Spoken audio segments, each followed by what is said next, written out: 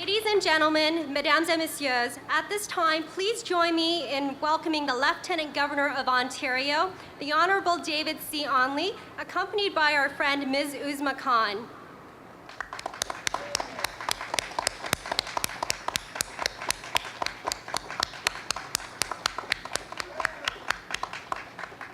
Thank you. You may be seated. At this time, I would like to invite Uzma Khan up to the podium for a few words. Thank you.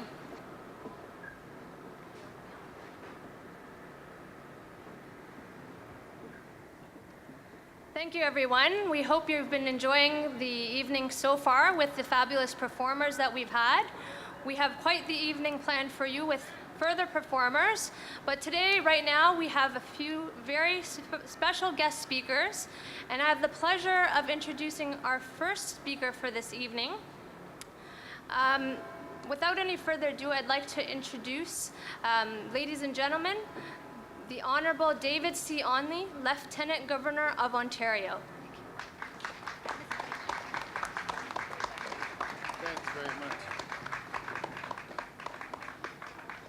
Thank you very much, Uzma and Councillor Heaps. And ladies and gentlemen, welcome back. It's great to be with you.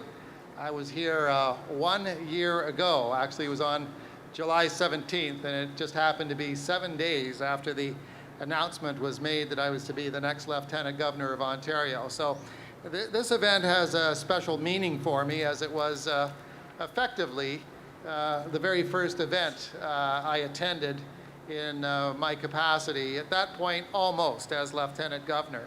I'd also like to say that it's a special pleasure to be here with everyone with CanWAPS.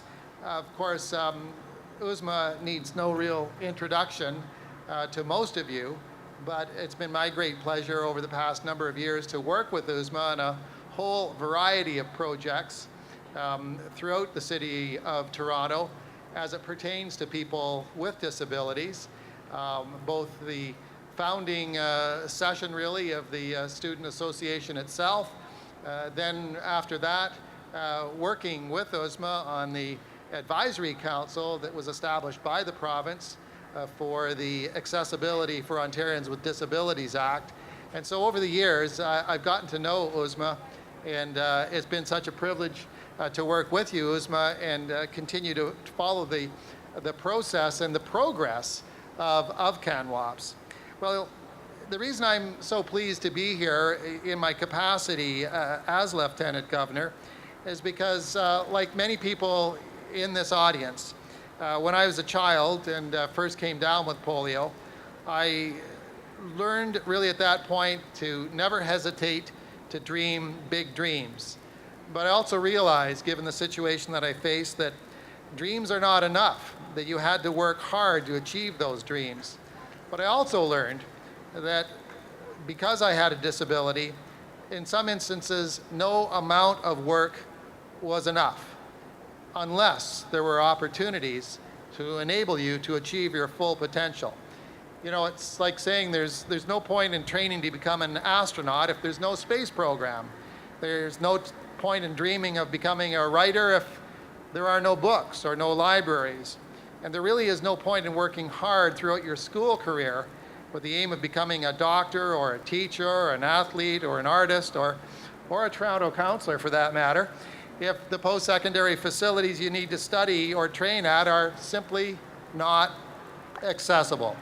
And that is why accessibility is about so much more than just curb cuts, wide doorways, and designated parking. Accessibility is about inclusion.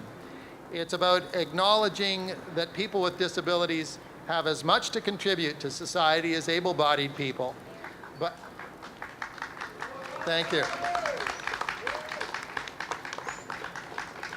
But also accepting that they cannot do so if their way is blocked by obstacles, narrow doors, silent traffic lights, and programs that do not allow for disability. And let us not forget the greatest obstacle of all, attitude. That's the assumption that disability somehow means inability, focusing on impairment while ignoring skill, knowledge, aptitude, and talent. The reality is that people who live with disabilities often have greater resources than most of resilience and determination and perseverance. Having a disability is just one aspect of their lives, largely incidental to the dreams, hopes, and ambitions of the future. And that is why I proclaimed at the beginning of my term as Lieutenant Governor that accessibility is that which enables people to achieve their full potential. And Ontario students are the young people in our society who are trying to achieve their full potential. Ontario students with disabilities are fortunate to live in the only province that provides dedicated funding for accessibility services in post-secondary education facilities. And I applaud the advocates of CanWAPS for their efforts to improve on those services and to ensure that someday they are available Canada-wide. So it is a real pleasure to be here this evening. I would urge you, in addition to listening to the speeches that are going to be made, to enjoy the music, enjoy the comedy, enjoy the dance of so many wonderful performers and artists. And I hope you'll also take the time to check out the display tables by the various groups and organizations. And most of all, continue to do what I know so many of you in this audience have been doing, and that is to learn how to help break down barriers for people with disabilities. Thank you very, very much. Have a great evening.